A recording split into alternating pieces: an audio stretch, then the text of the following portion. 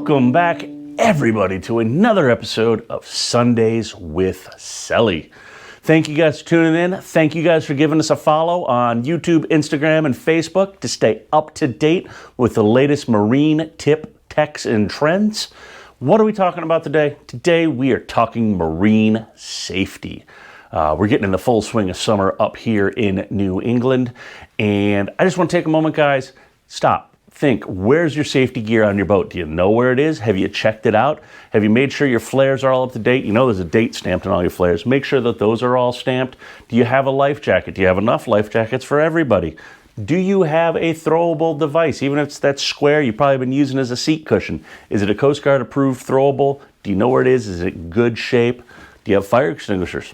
Are they in the good, area? You look on the needle, it says. All these things are very simple and easy things to do.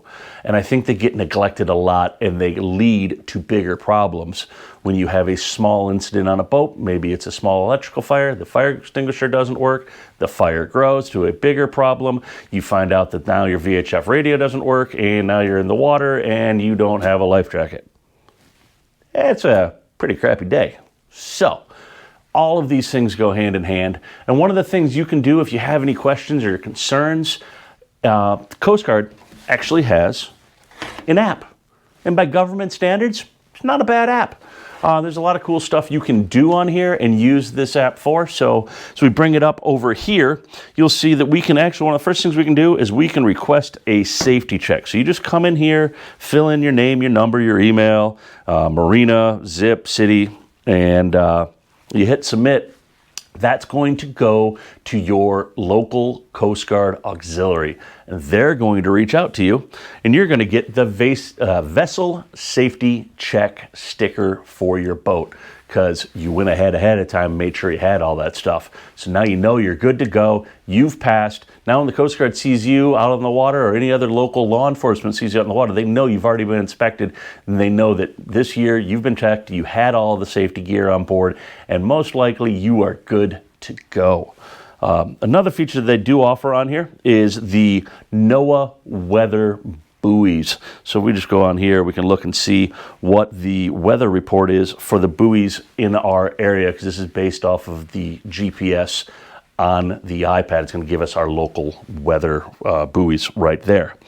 Another thing they offer on here, we're not going to go into full depth, but is a float plan. This is a very detailed, very formal one. It's going to ask about life jackets, anchors, food, flares, sound signals. Where are you going? What time are you leaving? What time are you going to get there? And at the very end, when you spit out, this 4 pages of stuff, it's going to ask for 3 email addresses, and it's going to send that whole form to 3 different people. So maybe if you are going to do a long cruise, maybe not just a day trip, but maybe you're planning on a long cruise where you're going to be, doing 10, 12-hour passage, this might be a slick way to let people know, because even if you tell somebody, what are the odds they remember every bit of information? It'll all be right there, and it'll be in an email format.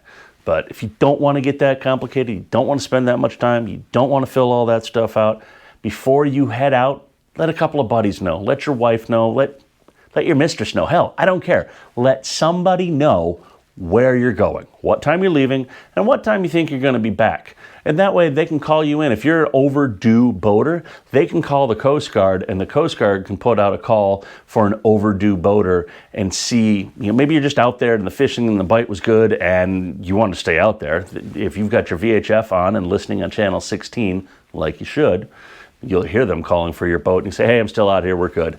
Or you're not going to get a response, and now they at least know where to start the search from.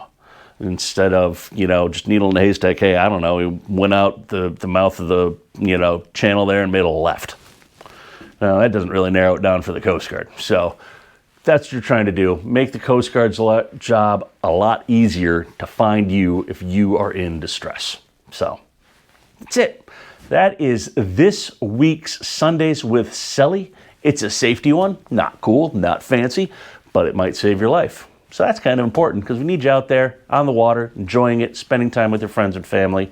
And so that's it. That's all I've got for this week. Stay tuned. We've got some big news coming down the pipe here. We got a lot of cool stuff happening. I know I keep saying it, but trust me, guys, as we roll in through the summer and into fall, we got a lot of neat stuff happening, working with a lot of different people on a lot of cool projects. So definitely give us a follow. Till next time, guys, I'm going to go file a float plan and hit the water myself, I think. Peace.